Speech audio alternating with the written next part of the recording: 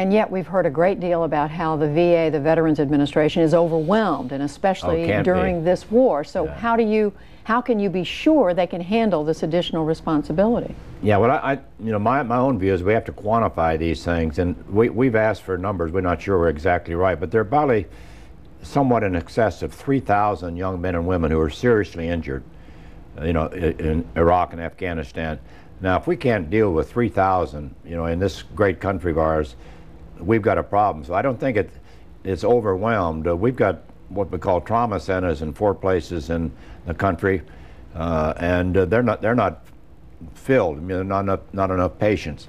What we need, as Secretary Shalala's pointed out, we need to find some more health specialists, particularly in the mental health care, but they're very hard to find in the private sector or the Army.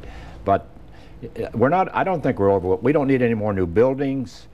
We just need to make certain that the deserving veterans get everything that's coming to them, everything we can do for their family, for themselves, for the rest of their life. Are you saying, Senator, that there's capacity there now that's not being used? Is that what you're saying? Oh, I think you go out, well, I think there's never been a full capacity at Walter Reed, and they get about 30% of the patients. They can expand and expand it, but they're not at capacity now at Walter Reed. Well, then what was the problem, Secretary? Well, some of it was just coordinating what needed to be done. We've recommended a recovery plan, a single coordinator, so that the family and the individual has someone to talk to.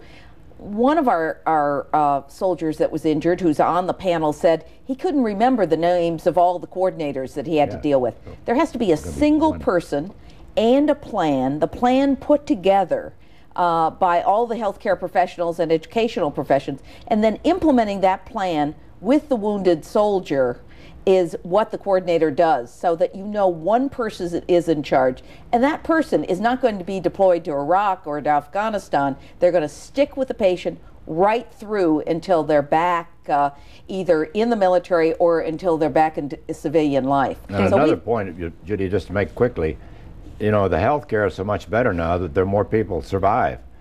I think in World War II, for every one killed, there was one survivor. Now it's, what is it, for every one killed, there were 14 or 15 survivors. So you can, and we had nothing but good words about acute care.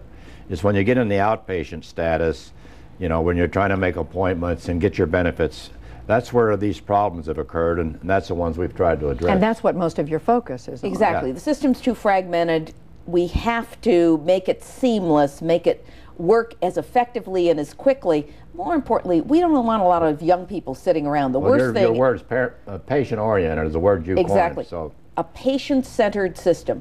What we did was we thought about what does the wounded warrior need to get them well. You do put emphasis, as Senator Dole just said, on treating post-traumatic stress disorder and on traumatic brain injury. And yet one of your panel members, who heads up the National Rehabilitation Hospital here in Washington, said today there's a 20 to 25% vacancy in jobs, the kinds of jobs that therapists who treat that.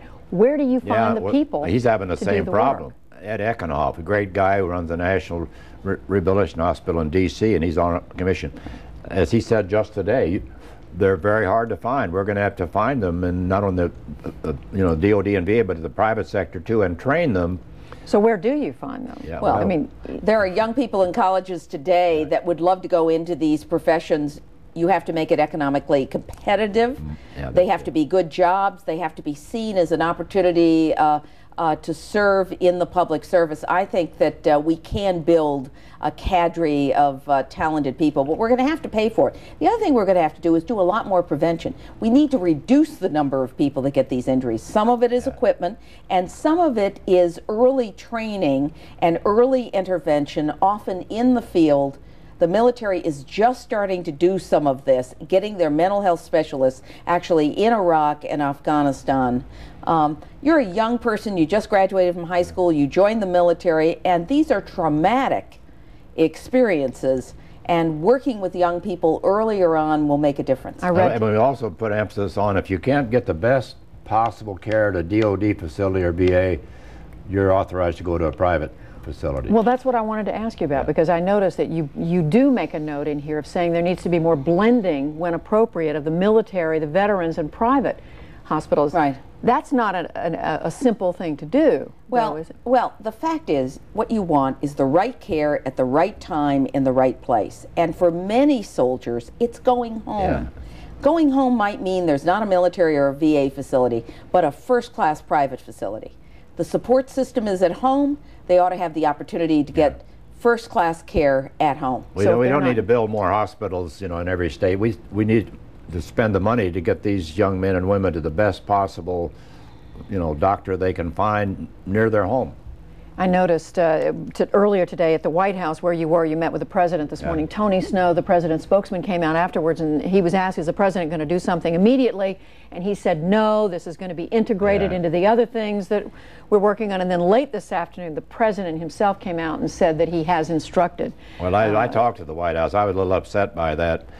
And they said, well, we wanted to give you, you hadn't voted yet, you hadn't had official votes yet, and they were just waiting until they had that, and that was sort of a, you know, but the president said it very well. In fact, he said, we're going to implement these. So you were the instigator behind the president coming out this afternoon? I don't think I was the instigator. I was disappointed with what I'd read earlier, but we were promised, I think we can say promised, when we don't need this job.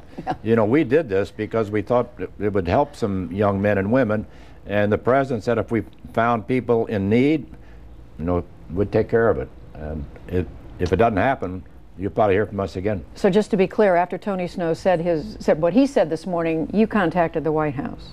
No, I think it was Lori McHugh, our press person, just called and said there's a report. Didn't quote Tony, but the point is the president made it clear. Yeah, let's be clear. Every time we've met with the president, he has said he's ready to go give me the recommendations. What happened this morning, I think, is a little carefulness, waiting until we voted officially before they made their comment. But there's no question that the president was clear in the segment that I saw. We thought when we were down there this morning that he didn't have anything else to do today. We were in that Oval Office how long? Well, getting pictures, visiting. Neither one of us are going to let anyone off the hook, whether it's the Secretary of Defense or the Secretary of Veterans Affairs. We've given them recommendations that are doable. Everything we've recommended can be done within 6 months to a year, most of it quicker than that. Most of our recommendations can be done by the administration. Well, a few need to be done by Congress. And we're going to report to Congress tomorrow, you might add. Yes, we're going up to brief Congress and to talk specifically about what they need to do. But your commission goes out of existence after this. Yes, but Senator Dole and I don't. Yeah. So I was going to say, who's there to hold the administration's feet to the fire? We will. We will. We can write op-ed pieces, you know, and make statements, but we don't want that to happen. We want everybody to sort of. They told us we had a good product. It would be implemented. We think we have a good product. We did something no other commissioner has ever done. We gave them a short, targeted report with a small number of recommendations that are very powerful that will make a big difference. Very quickly, when all this came out in February and March, Walter Reed and the terrible stories that came out, people felt there was a serious problem here. You today are making it sound like it was not that awful, that it was something, that it was bad, but it's very manageable. So put it in perspective. I think that was my own view. That was more facility related, though it did affect outpatient care. And I applaud the Washington Post because it was a wake-up call. Everybody got involved, 7 or 8 committees in Congress, the White House, you know, everybody. And that's why we ended up on a commission. But we think now that we've recommendations that will correct most of the abuses. There is no excuse for not giving a wounded soldier the best possible care. So if there was one problem, it's too many. That's the way I react as an American. That's the way Senator Dole reacts. That's the way everyone in this country reacts. And when the president asked us to do it, we said we would do it. But we were going to be very focused and tell him exactly what needed to be done to make certain this doesn't happen again. Secretary Shalala, Senator Dole, thank you very much, co-chairs of this commission. We appreciate your being with us. Thank you.